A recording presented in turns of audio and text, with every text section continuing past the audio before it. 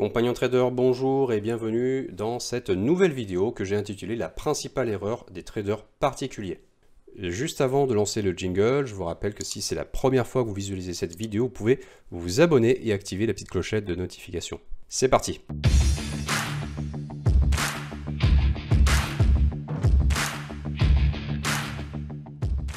Alors le plan du jour, je vais tout d'abord dresser le constat du biais chez les traders particuliers qui sont perdants. En fait, je suis parti d'une étude qui a été réalisée par IG. Vous savez que IG est un broker mondialement connu sur les CFD. Et ce broker-là, il y a des études qui ont été faites par rapport aux résultats des particuliers. C'est-à-dire qu'on a exclu tous les gérants de fonds, tous les professionnels de la finance. On a regardé que les comptes des traders particuliers et il y a eu pas mal d'enseignements. Donc en fait, je vais partager avec vous ces enseignements des traders perdants pour comprendre quelles étaient les erreurs faites par ces derniers. Deuxièmement, je vais vous soumettre un petit exercice.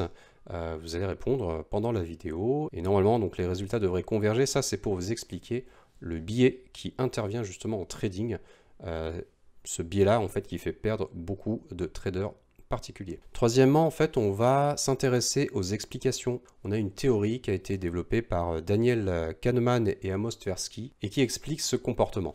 Et la dernière partie, on va se parler des solutions, comment y remédier. Alors vous avez sous les yeux un premier graphe, c'est un graphe qui vient d'une étude IG, je le répète, pourcentage des trades gagnants et perdants sur les 15 actifs les plus échangés.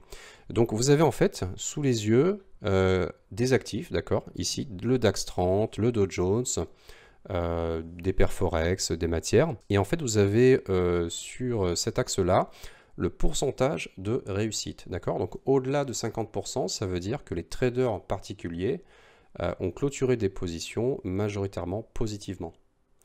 Donc la première chose qui choque, j'allais dire, qui nous saute aux yeux, c'est que la plupart du temps, vous voyez cette ligne noire, c'est 50%, les traders particuliers sont gagnants en quantité sur l'ensemble de leurs trades, vous voyez, avec quelques variations. Si je prends GBP, je pense que le gagnant, le vainqueur, c'est le AUD-USD. Celui-ci a pas mal de bonnes statistiques, au-delà de 65%. Mais globalement, c'est plutôt bien. Et le pétrole, celui c'est le contraire. Mais malgré tout, on est quand même dans la zone des 55%.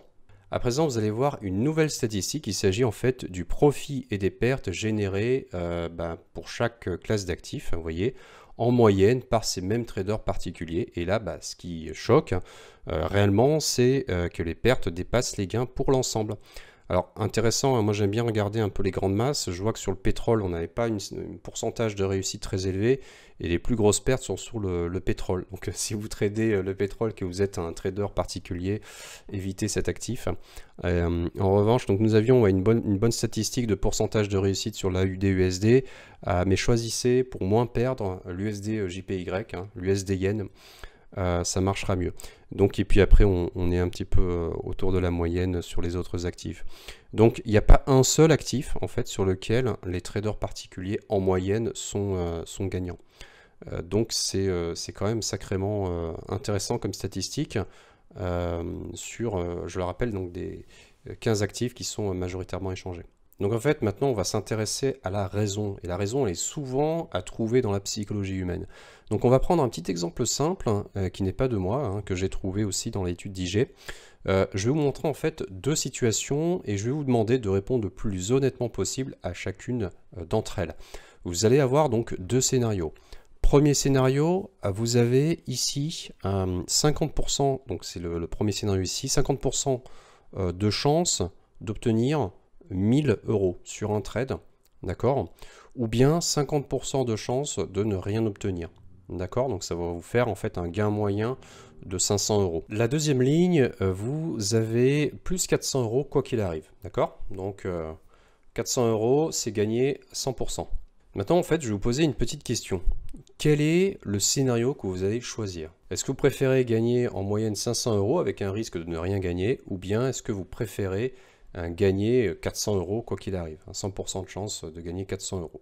Très certainement, vous allez me répondre la réponse B.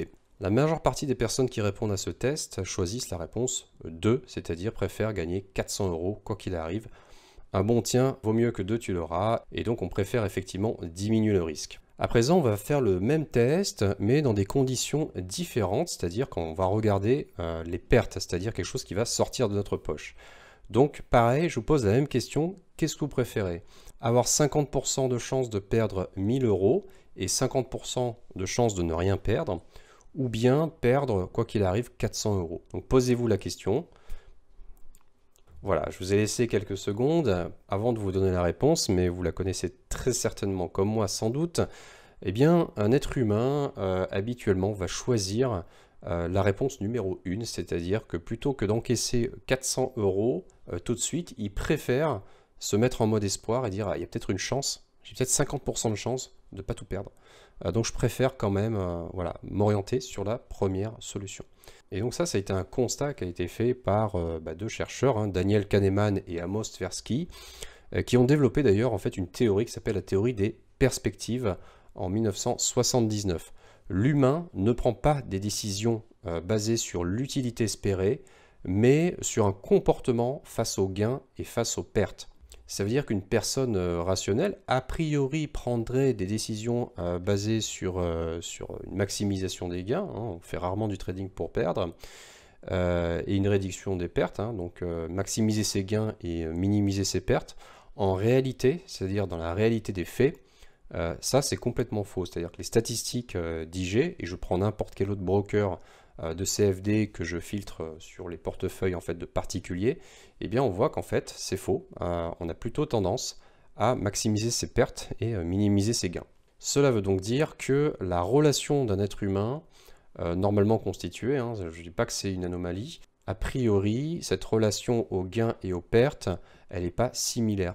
On n'est pas équilibré au niveau de nos réactions si on traite d'un gain ou si on traite d'un perte. Et donc, la théorie des perspectives dit cela, elle dit que les pertes affectent beaucoup plus que les gains. Alors les personnes qui tradent en compte réel et qui se sont confrontées aux émotions d'un compte réel et à différentes expérimentations le savent, forcément, quand on prend une perte, ça fait beaucoup plus mal. On en souffre beaucoup plus que si on génère un gain du même montant. Et donc, effectivement, regardez en fait, là j'ai pris 500 euros, regardez vos montants. Si vous perdez 500 euros, eh bien ça va avoir un impact psychologiquement plus fort qu'un gain de 500 euros. C'est exactement ça en fait, la théorie des perspectives et cette asymétrie de notre relation face aux gains et face aux pertes. Voici un petit graphique que j'ai reproduit, ça n'est pas de moi. Alors vous avez en fait un axe ici qui va représenter la valeur, hein, donc des pertes et des gains. Et ici un axe qui va représenter l'émotion derrière, d'accord? Donc de la déception, utilité négative, au plaisir, utilité positive. En fait ce qu'on a c'est que 500 euros de perte va avoir un impact au niveau émotionnel, donc de la tristesse, la déception, plus fort qu'un gain du même montant. Vous voyez, donc ici je suis à la moitié de mon axe, ici je suis voilà, beaucoup plus bas. Si on le représente par une courbe, c'est-à-dire qu'il passerait entre ces deux points, moins 500 et plus 500, on voit qu'on ne passe pas par l'origine, on ne passe pas par le centre, on est en décalage, c'est ça que j'appelle en fait ne pas être en symétrie. C'est ça du coup la théorie des perspectives. Alors quand on a dit ça, qu'est-ce qu'on peut faire pour faire mieux que 50% des particuliers? Et bien en fait, tout simplement appliquer des principes sains de money management. Le money management, c'est tout simplement la gestion du risque. John Murphy, qui est un célèbre trader et écrivain, il a écrit un super bouquin que je recommande à tout le monde sur l'analyse technique, disait dans un de ses bouquins, je ne pense pas qu'il soit possible de survivre longtemps en trading sans appliquer de money management. Donc ça c'est un premier conseil, hein, même si c'est des choses que vous avez entendues, lues, qui ont été répétées. Oui, mais je le répète encore une fois, hein, s'il le faut, appliquer les consignes d'un money management sain, c'est-à-dire sachez où vous prenez vos pertes et sachez où vous prenez vos gains. Deuxièmement, adopter un principe assez simple puisque comme vous voyez que la plupart des traders encaissent des pertes qui sont plus importantes que leurs gains, et bien cherchez un ratio risque-récompense, c'est-à-dire un ratio gain-perte qui soit en votre faveur, c'est-à-dire qui soit supérieur à 1. Donc si vous mettez un stop loss, ça veut dire que vous allez chercher un gain qui soit au minimum du montant de votre stop loss. D'où la nécessité de bien savoir positionner son stop loss, on ne le fait pas au pif. Donc ça veut dire également que si vous êtes en position et que votre latent est positif et que vous n'avez pas tout à fait un risk-reward de 1, eh bien, vous devez tenir votre position pour vous rémunérer et que ça vous paye un certain nombre des petites pertes, puisque les pertes arrivent en trading, c'est complètement normal. Troisième conseil, respectez vos règles d'engagement, respectez vos propres setups de trading. Il n'y a pas de formule miracle, il n'y a pas besoin de chercher des milliards de méthodes. Vous en avez une, elle vous convient, respectez-la. En fait, tout simplement, respectez les moments où vous rentrez en position, les moments où vous sortez en position. Alors on va terminer par une slide qui est très intéressante, c'est une statistique qui provient d'IG également, qui prend l'ensemble des traders qui sont gagnants chez eux, particuliers, et qui regarde en fait la proportion de gains et de pertes, le ratio rendement-risque ou gain-perte. Et en fait on voit que plus de 50% ont un ratio qui est égal ou supérieur à 1. Donc en fait, ils sont arrivés à la conclusion que les traders qui suivent cette règle-là, du ratio risque-récompense, supérieur ou égal à 1 ont 3 fois plus de chances d'être rentables sur le long terme que ceux qui ne suivent pas ce ratio-là ou qui suivent absolument pas de règles de money management en général. En conclusion, j'espère que vous avez compris. Si vous n'avez pas de méthode, cherchez une méthode. Vous en avez sur ma chaîne, vous en avez sur mes ateliers privés.